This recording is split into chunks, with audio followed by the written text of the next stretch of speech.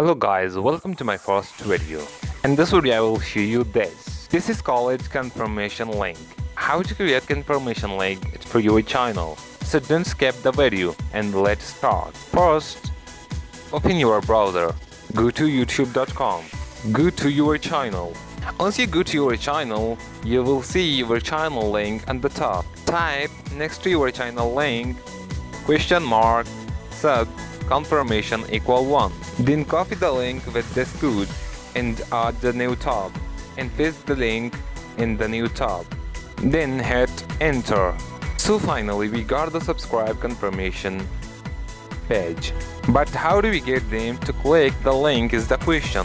Well, it's pretty simple. Just tell them don't click it. People don't like being what to do and what not to do. Now the channel link with this confirmation code is very long. How to short it?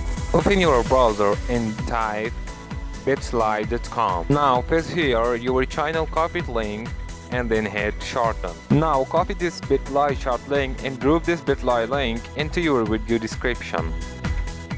I am new here. Support me and hit the subscribe button.